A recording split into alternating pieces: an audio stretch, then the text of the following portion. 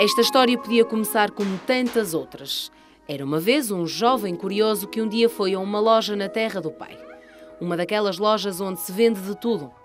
Madeira Luís viu uma peça de vidro tão ou mais bela que todas as outras que já colecionava e desde então nunca mais parou.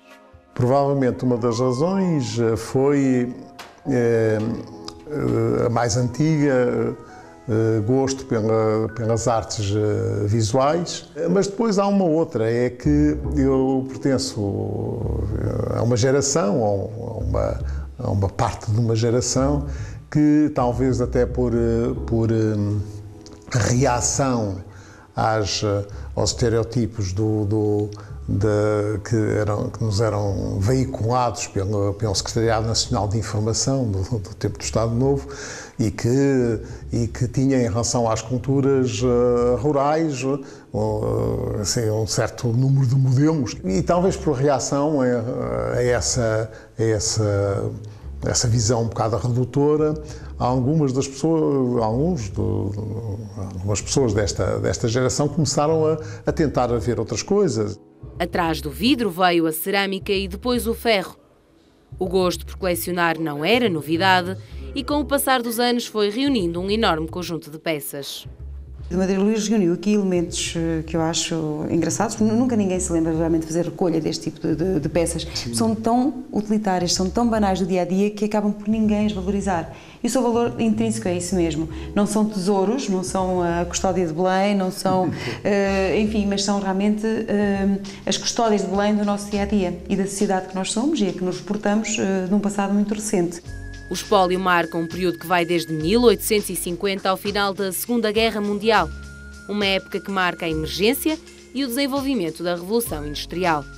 Salienta uma transição não só relativa ao gosto, como também ao uso e processo de fabrico dos materiais. Este é um bom exemplo ainda de uma peça artesanal, não é?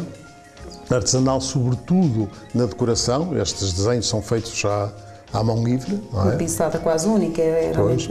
E são peças muito bonitas, é evidente. Um lançamento, não é? Do ponto de vista decorativo. Mas há já uma fase de transição que é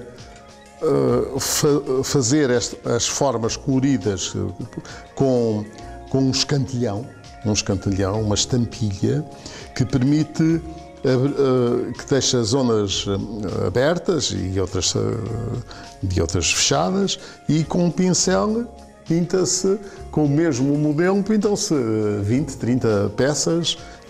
Depois, num processo já mais de influência da faiança inglesa e francesa, mas sobretudo inglesa em Portugal, usaram a partir de certa altura muito este sistema da calcomania, que, portanto, esta peça são um papel que depois se tira, o papel tem a tinta, coloca-se aqui, depois tira-se o papel e, portanto, pode-se usar estes elementos todos de modo a fazer uma decoração que depois se repete tantas vezes quanto as necessárias. E depois, já mais no princípio do século XX, com uma outra técnica ainda mais rápida de decoração, que é o uso do aerógrafo, quer dizer, primeiro até era soprado, mas depois com uma bomba projetava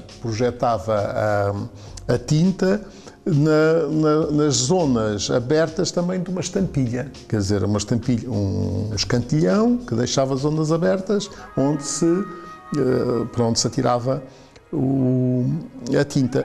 Para o colecionador, as peças adquiridas contam histórias, gostos do cotidiano.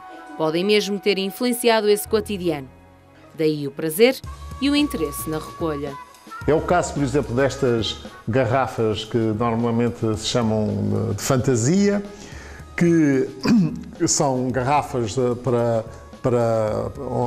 que se vendiam com licores, mais propriamente não se vendiam, ganhavam-se normalmente ou não, e que, por exemplo, as do século XIX, as do final do século XIX, são muitas vezes figuras tradicionais, esta do Zé Povinho, que naturalmente é a do Bordão Pinheiro e, portanto, é provável, talvez tenha sido usada durante muito mais tempo.